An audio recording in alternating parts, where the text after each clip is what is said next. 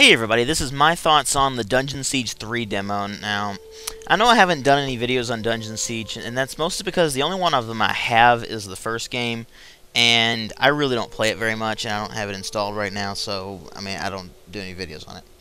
But, I do have the first game. I do plan on getting the second game eventually. I plan on getting both expansion packs.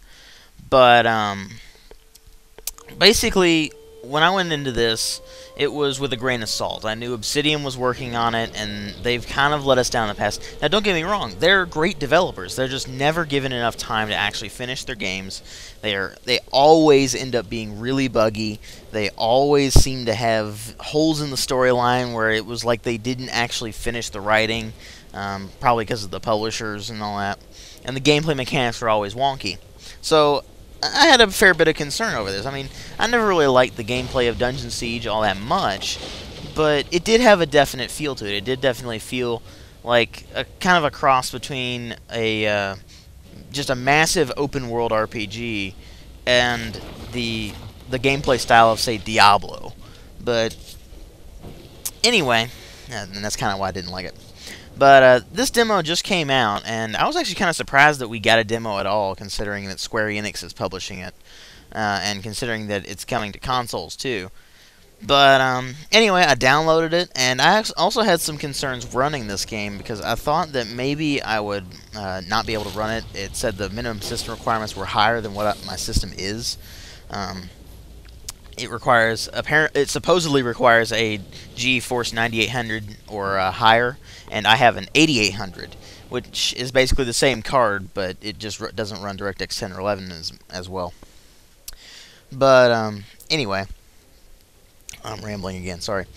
But when I booted this thing up, I was concerned it wouldn't run. I thought it was just going to maybe crash or just not run at all, just say, hey, your graphics card doesn't work.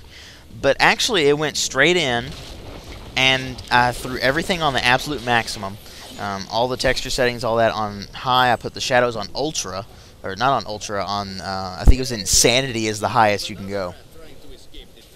Now, granted, this is a 1024 by 768, but still, threw all that on max, runs perfectly. We're talking 60 frames and higher, non-stop, no stuttering at all. And that really astonished me. I thought this game was going to run like crap, just considering that maybe they hadn't optimized it or something like that. But no, it runs really, really well. Now, the graphics themselves are kind of all over the place. You don't really get to see much of anything from the normal gameplay perspective, just the way they've got the camera set up. And it's this weird chase camera that you only have two settings of zoom, where you can zoom out to a more wide camera view, or you can go in closer to get more into the action. But the problem is, those two zoom settings aren't really enough to take in the world as a whole. You do have letterboxing if you're not running a widescreen monitor. I guess even if you are running a widescreen monitor, I don't know. But you do have letterboxing, because apparently it's in widescreen or something like that. It's kind of weird. But it's weird, because you go into the game, and you think, okay, the screenshots looked really good, but then you play the game and you're like, well, it doesn't actually look that great in-game. And that's because everything's kind of low detail. And I think they did that mostly to cater to the consoles, because this game pretty much has no load times once you jump into the game, unless you come across a cutscene, in which case those are pretty much the loading sequences, I guess. It plays the cutscene, and then you go into the next section. But it does have the streaming worlds thing from Dungeon Siege 1 and 2, so as far as I know, there aren't any real load screens apart from the very first one. And that technology was really impressive in Dungeon Siege 1, and it was getting really dated by Dungeon Siege 2. So it's nice to see it get a facelift, but the textures themselves are fairly low res for what we got right now. They're nothing that's going to be horrible looking. In fact, if you go into the dialogue sequences, the characters themselves actually look very well detailed, at least in their face and those textures and such. But the armor, the environments, they're a little blurry. It's not really bothersome, but it's just noticeable, at least for me. Then you have the modeling, which is extremely well done. I was very pleasantly surprised by that. It conveys simultaneously a very fantastical look, like a fantasy setting really should, but it also looks like they've modeled things fairly realistically, at least with the character modeling. The characters look like actual characters and like actual people, and that's something you don't really get a lot with fantasy kind of games. So that's quite nice, and it's also considering it's Square Enix, and they tend to over-exaggerate everything.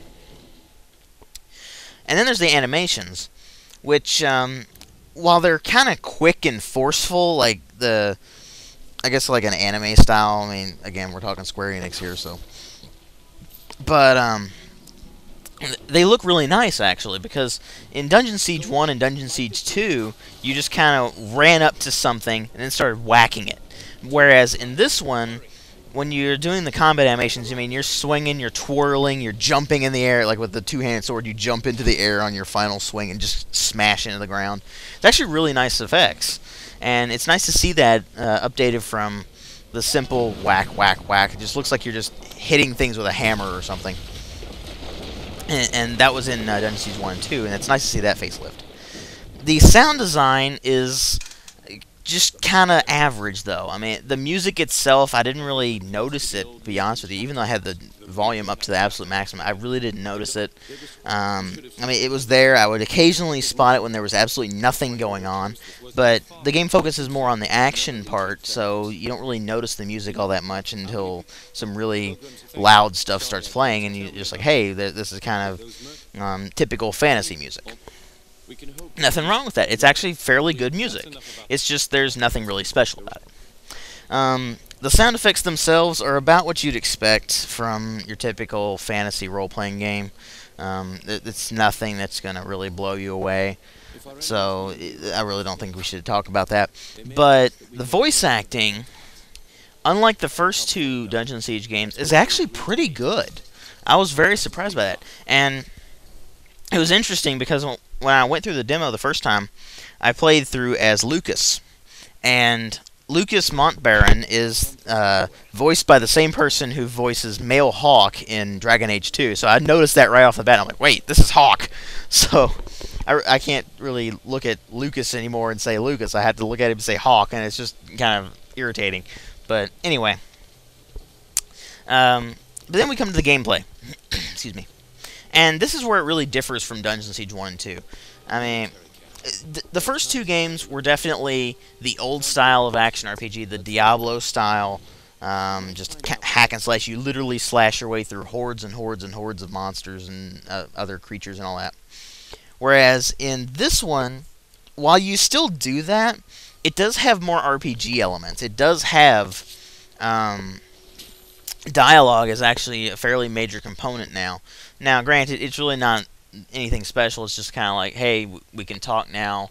It looks kind of like the Mass Effect style with the dialogue wheel kind of thing going on. But there's no like good or evil options. You just kind of go through the dialogue and that's it. You go through it at your leisure. And the spoken dialogue itself is actually pretty decent. They also put a lot more emphasis on the storyline this time around. And that's also noted by the fact that you can only play, at least in the demo, you can only play as two characters. I think you can only play as two characters in the full game, too. You can play as Lucas, who is the warrior type, and I can't remember her name. It's something weird. But she's like the mage kind of character. You can play as one or the other. You can't play, at least in the demo, you can't play as both at the same time. But it seems like there's support for playing with two characters at once in the single-player campaign, because you can get the other person's gear as you go along. So either you can do multiplayer or... no, there isn't any multiplayer in the full game, I know. They said that already, I think. But still... It's kind of interesting to see this shift, because in Dungeon Siege 1 and 2, you made your own character. You pretty much made them the way you wanted them to be. You didn't have to necessarily say, okay, this person's going to be a warrior. You could say, hey, I'm going to give this person nature magic, and I'm also going to give them melee weapons. So there'll be a melee smashing nature mage, or you can give them combat magic and ranged weapons, so they're the ranger magician or whatever. And in this one, you can't do that. Lucas is a straight warrior, and the other character is pretty much like a straight mage. So you have very limited character customization. You do get quite a bit of gear, though, and it's a lot more than you got in Dungeon Siege 1 and 2, at least in terms of the slots you have available.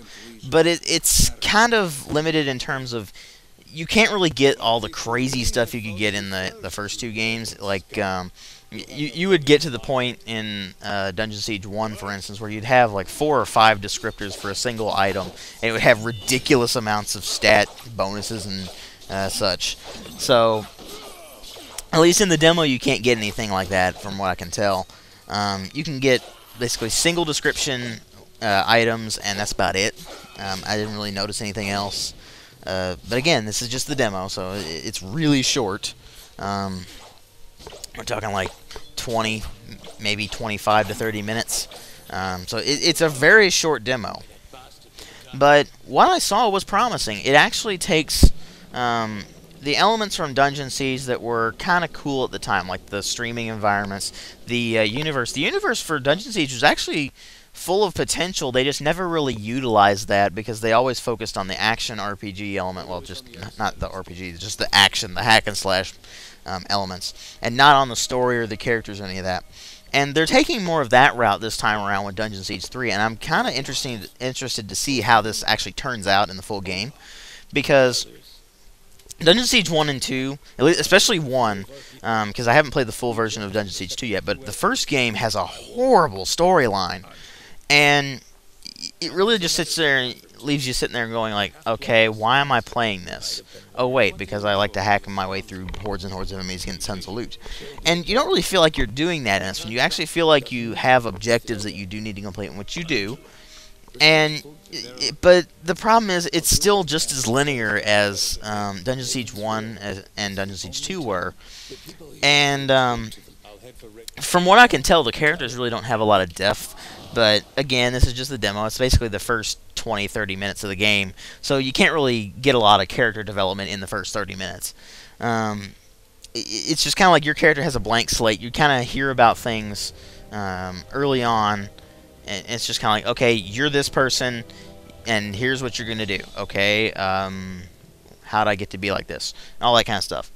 But story itself is interesting. It's basically you play as a remnant, one of the last of the 10th Legion, and they were the ones who kept order in the Kingdom of Ebb for quite a long time, and all of a sudden, this evil person, I can't remember what her name was, I think it was like Jaina or something, but she suddenly just annihilates pretty much the entire, like, at least most of the Legion, and you're part of the last ones that are remaining, so now you're getting hunted again, and there's war going on between the royal family and this Jaina character, and that's the backstory, and so you're kind of there to sort of, I guess, bring balance. They don't really tell you what you're going to do in the beginning of the game.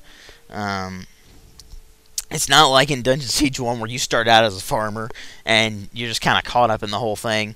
And I mean, that was the whole humble beginning story. But this one, you actually start as a fairly competent warrior.